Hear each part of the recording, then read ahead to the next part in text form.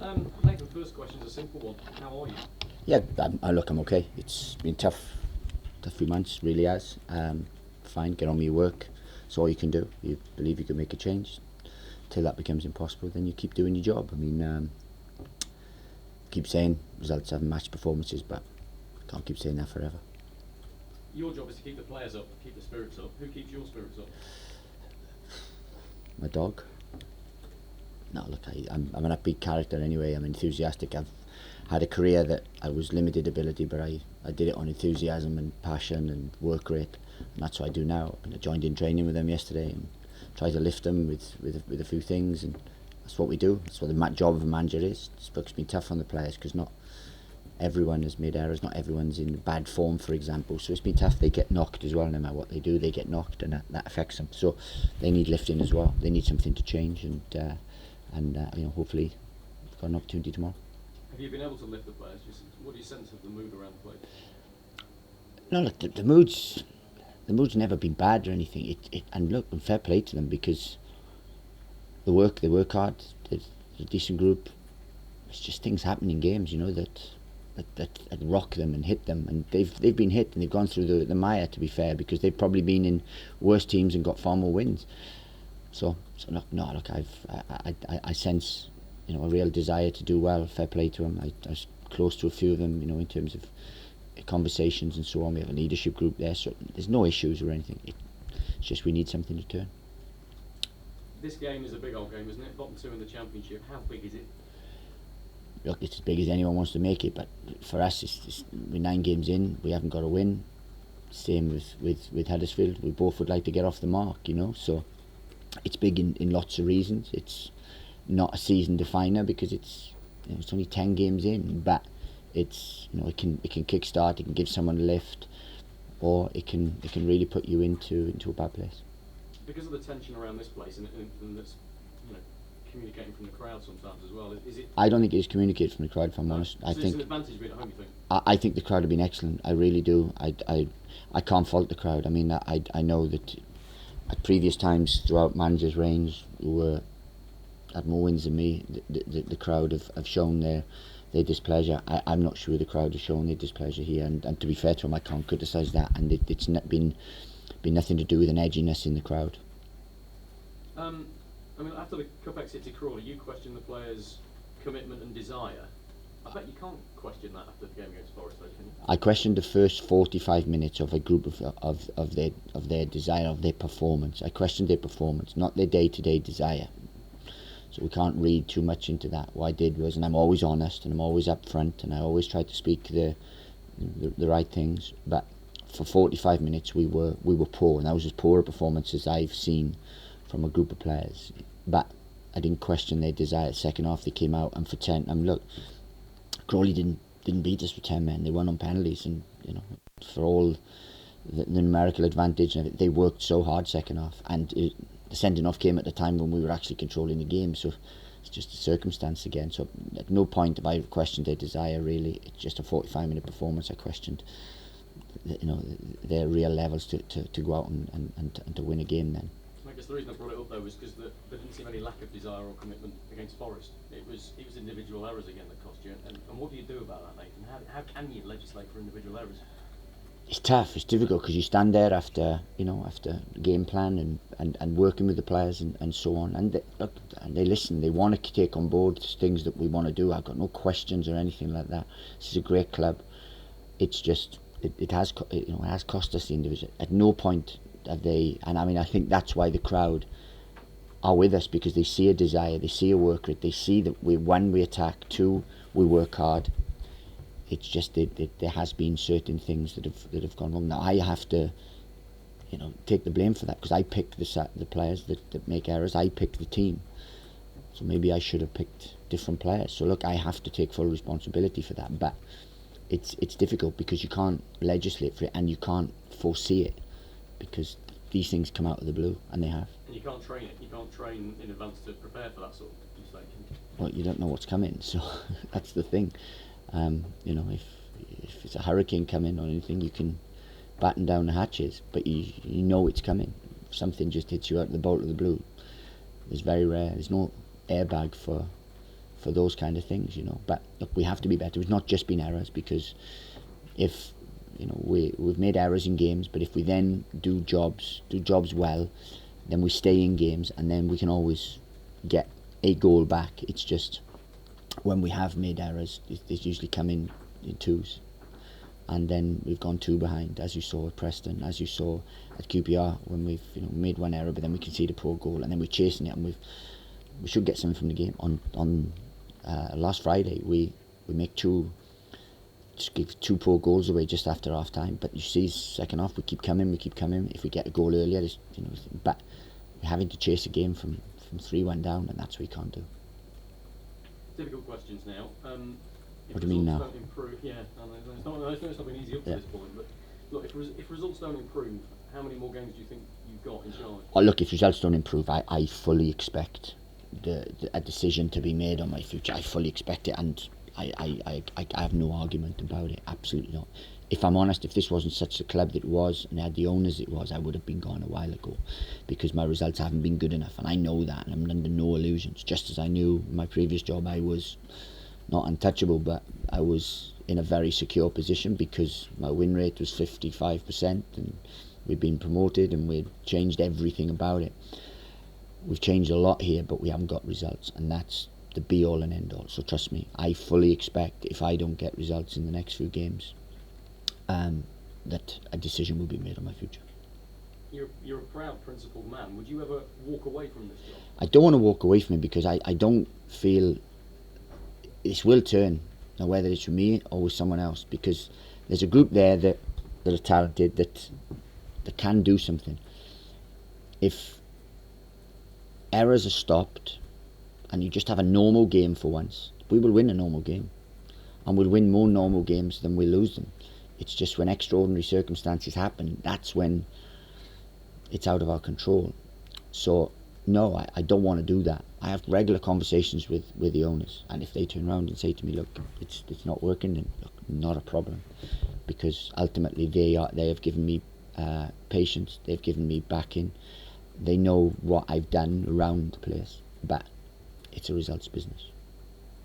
Can I ask you specifically about Jack Butland, who you've rested in recent games before when he's made a couple of mistakes, and for his own good, I think you said at the time.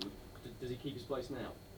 Look, I'm not going to give you my team or anything now, but in all honesty, look, we rested Jack because he was making errors, so that you call it drop-in, but we were taking him out of the firing line because, look, he was making errors. He's come back and been very good in the games prior to Friday, but systematic with us is when someone makes an error, at the minute there's no one there to cover them, sort of thing. So every time, I mean, our chances conceded to the goals that people convert against us is on another planet. It doesn't happen to any other team. It's crazy. But when someone makes an error, we have to have someone there then to try and bail them out, and that's what we haven't had also. Yes, we don't want them to make an error, but we want it to be something there that bails them out and spots danger and sees there could be a problem here, and that's what we're not doing either as well. So it's not just the errors. We're conceding bad goals, and that has to stop. Is this a must-win game for you and for Stoke? Look, when you're Stoke manager, they pretty much all must win. But look, if we don't win the game, it'd be very difficult, even more difficult situation. So look, we set up to win games. I mean, to be honest with you, probably the only game we've set up to contain was Leeds. Apart from that, we set up to win a game. However they pan out, whether they pans out that we get penned in for a spell of time, we're ready for that because we're tactically very good at preparing. We've not been found wanting tactically in any way. So we will go out to win the game tomorrow. We will pick a team to try and win the game. And winning it, we have to, 1, defend well, 2, so that we haven't got to go forward to win a game, but also we'd like to be attacking. Last one from me. What about Huddersfield? They've got a new manager, but are you surprised to see them down there? Nothing surprises me anymore. Logic goes out the window at times, but I think they're on a similar kind of spiral thing. They've come down from the Premier League, haven't won in a long time, longer than us actually. So it's just difficult to arrest that at times, and that's the biggest thing, is to arrest something and then before you have an upward spiral. Yeah, it kind of does, because it's a good club. and I know the club very, very well. I've known it for a little while, since Stuart Webber was there, and when David Wagner was there and Dean Hoyle in charge. I know it very well from then. It's a certain fall from grace, but it's similar to what Stoke are going through, and hopefully we can come out on top of tomorrow on what is a difficult fixture for both. Nathan, the first 35 minutes or so against Notts Forest were probably the best that I've seen Stoke play this season, and possibly for a couple of years. Certainly, all the pundits seem to think it was the best performance of anybody who played Nottingham this season. So you can probably get some hope from thinking a little tweak here, a little tweak there, things might change. But we need a bit of an edge when we go behind, because, in my opinion, you said you were bringing leaders to the club, and there doesn't seem to be, when there's a problem, as you mentioned after the Queen's Park Rangers game, it's like somebody piercing a balloon, everything goes. And in the match on Friday, I didn't see, maybe you did, people running around and going, come on, let's get into this. Are you a bit worried about the leadership of the team? I'm worried about the predicament we're in terms of, because there are leaders here that in other teams have been leaders, have been good leaders. It's just at the minute when everything's compounded and everything gets sort of piled on them, then it's difficult, because a lot of our leaders are preoccupied with their own performance and not playing well themselves, so then they find it difficult to lead other people, you know. So the thing that we've debriefed today and spoken about is, if we do have a setback, which invariably happens in life, in football, in sport, that we handle it better, and that's what we haven't done. As I said, if we've usually made an error or gone beyond, it hasn't been long before we've made another one. At times we look a wonderful side. As you said, for 35 minutes we were excellent. But how many times have we said that this season? How many times have we said that against Derby, against Charlton, you know, and then all that, Bristol City, and then something happens to not quite derail us, but gives us a bump off track. Now what we have to do is find a way to not get derailed, but just to get back on the saddle again, and to make sane decisions over a good period of time, and then we can win a game. Because, you know, statistically, as I said, I keep repeating myself in terms of that, but on the weekend, or last Friday, I mean, we had nearly 60% of possession. We had 35 crosses, 24 shots. This is top of the table stats. It's just we're bottom. And we're bottom because the biggest stat that we know is that they're scoring more than us. But if you look at, obviously, the Cowley brothers, who you know would have been here and watched the game, the first thing that probably most teams will do when they come and play us this season is get a cross into the box, because that's where we appear to be weakest, and I'm sure you're working on that. But the players have got to expect that one might go in. And my concern, and I think lots of people who support Stoke's concern, is that we seem to have no fight when that happens. Now, you've said you brought leaders, but most of these leaders have probably played in a successful team in the first division, or just a successful team. It's easy to be a leader. It's more easy to be a leader when you're successful. So presumably you've got to be looking now and looking at some of the senior players and saying, get a grip of this. Look, first and foremost, I mean, when you say it's easier to be a leader in a successful team, maybe you're a good leader and that's why we become successful. You know, so it's not just are they getting shown up now because they're not really leaders, they were just leaders in a good environment. Look, I don't think that's the case. I think at the minute we haven't got enough that are just doing the jobs. And as I said, we put in more crosses, more dangerous crosses from different angles, with far more, I think 3 times more than most teams do, and others defend that better. That's just been symptomatic lately, and people haven't learnt from their errors, really. Now, until we do that, it doesn't matter how many leaders you got, in terms of, you have to do your own job, and that's all I ask. If they all do their own individual jobs, I do mine, and we come through a sticky, then that's all you ask, because it's not just about leaders, it's about just doing your job.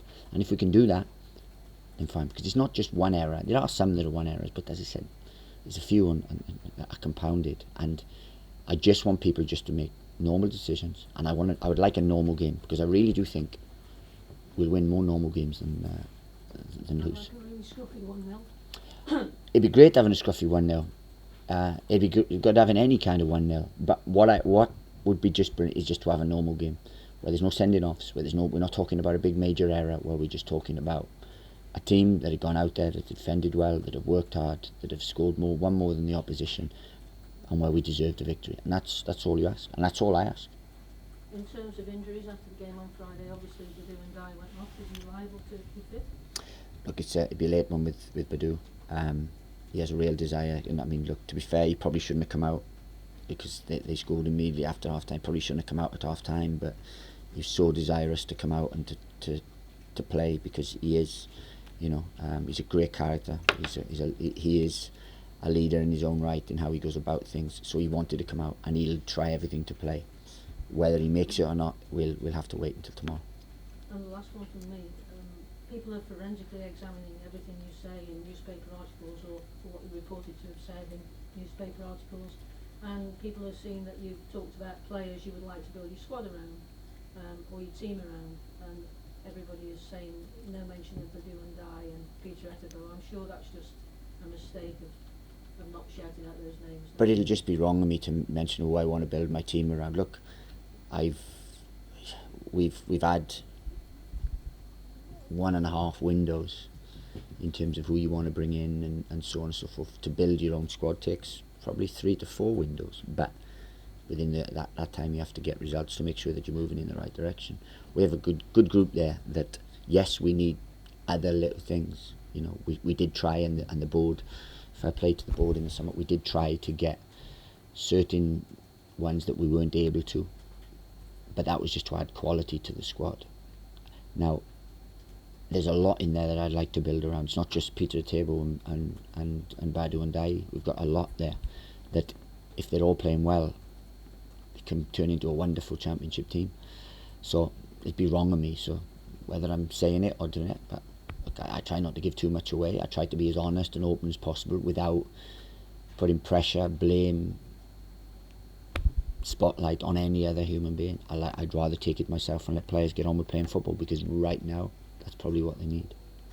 I know I said it was the last one, but just building on what you said, given that financial fair play is now kicking in with this football club, and another manager spent 60 million in 6 months, did that affect the pot of money you had, or the quality of player you could go for in the transfer window?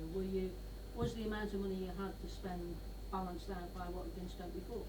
Well, of course that happens, but coming down from the Premier League affects that as well, and so on. But if I'm honest, I normally, and my sort of blueprint, I don't need to spend a hell of a lot of money. What I like is hunger and a desire and open-mindedness to work and to buy into the work that we do, to give everything, to want to improve. I actually prefer that type of player. So I didn't really want a load of money. We tried to get a top goal scorer, but we weren't able to, and trust me, the Coates family did absolutely everything on the planet to try and do that, because we wanted to add another striker, and then there were 1 or 2 other positions that we didn't quite get what we were looking for, but it wasn't the mass that we needed, because, as you said, previous manager had spent 60 million, so we either were going to get rid of those ones, or if you add another 60 million to those, you've got big problems then, because you've got everyone expects to play, and when people don't play, they wonder what they're doing here, and that can be a problem, really. I like to work with a tight group. It's not as tight as I would like due to circumstances we've spoken before, but no, look, I wasn't massively hindered, because the be all and end all is, if we could have got the players we would have, I honestly believe that they would have gone into danger zone for this club, because they love it and they're great owners, and I can't thank, well, I must thank them, but I cannot say how good they are enough, because they have been with patience too, with backing for every manager they've had. Thank you, good luck. No worries, thank you. Fans are trying to make sense of what's happening today, but not just over the last few weeks, but over the last 18 months, 2 years. They accept that they've had good players and they've got a good set of players now. But one thing is for sure, if you listen back to the press conferences from your predecessors and yourself, the phrase, training went well. Training is going really well, but players are positive, and then the disappointment on your face at the end, saying effectively, well, we couldn't predict that in training. What's happening between the training ground and here? But that's something that we can't we only know so much of what people do away from the thing. But no, it's difficult for me to come and speak to you and outlay all the problems we've had in terms of that, because look, that's not what these press conferences are for. It's not the time to do that. There's been certain issues with the club, but it's been more of a mentality in terms of they've been on a downward spiral. I think the people know that, and so on and so forth. When I came in, we had the issues we had centred around a massive squad that had got relegated, that wasn't as motivated as it probably should have been, which was alien to me, because if I never worked hard and came in every day with enthusiasm and work rate, I wouldn't have had a career. I would have been a PE teacher or something different, because I had to do that. So there's a lot of things that were alien to how I see the game. But we've gone through that. Now, whether there's still because there's a group now that want to be here, that want to work hard. Yeah, one or two individuals get down and frustrated because of, obviously, they believe they should play, but that happens in every club, every walk of life, you know. But there's maybe just still some mentality lingering around that reacts poorly to adversity. Now, I'm not one of those people myself, because I'm a positive person. I'm from a mining community, so I'm actually a championship manager. None of my mates and people can believe where I am. So I come from a naturally positive environment, but look, there's certain things that haven't gone well at the club, but we have to try and arrest that. And look, I've been given enough time. I believed I would have done a far better job up till now. I believed that last year I knew that we were in a tough place and it was difficult, but I believed with a good window and a pre-season behind them, and the negativity of what I came into would be different, but there's still remnants of that. So you're saying there's effectively a malaise hanging over the club? Oh, I don't know. I can't say that. If I knew that, then we'd do something about it. I don't know. I mean, I said, look, the preparations we do, I believe, are good. In spells, in games, we're excellent. We're a good side. We're better than a lot of championship sides, because I watch a lot of championship football. It's just how we react to adversity and certain things. And people said systems or changes or whatever. It's not, because personnel will win you games and so on. And whether it's a mentality or whatever, I don't know. We are trying to find out. We are trying certain things, not massive things, but we are trying certain things to make sure that we can get that win. Because I do feel that if we do just break the duck, then I think a few will follow. With the players, I mean, going back a few years, we had Angulo, who's the most expensive player and this sort of thing. 6 games, brilliant. Just went seriously downhill. Last season, Ryan Wood joined. It was a breath of fresh air, we thought. Seriously downhill. And I don't know what you think about your signings. I don't want to comment too closely on those, but have they been affected by the same sort of malaise? Well, you have to ask them, but look, they might do. I mean, a lot of my signings were in just to strengthen the squad. I didn't really, without being disrespectful to anyone, sign any marquee players. They were the year before. All our marquee players, with the money we spent on Bennick, on Tom Ince and people like that, Sam Clucas and things. But the ones I brought in were to add hunger to the group, and to bolster it and to make it a real down-to-earth group, and they have done that. But look, we're in a tough place, so I think everyone's need to stand up and be counted. And it's not for lack of work, it's not for lack of desire to do well, it's not. It's just at the minute things are going against us, and only we can change that, because it's not all bad luck. It's not all bad luck. We're not defending well enough as a team. When we do defend well enough, we can't nick a goal. And then when we same last year, when we did keep a clean sheet, we kept 8 clean sheets on the spin and won only 2 games. So we need to nick a goal. This year we've scored pretty much 99% of our games. So those things have all got to marry up, and yeah, they do take time to get the complete all-round package. But I did expect them to happen far quicker than it has. Thanks, folks.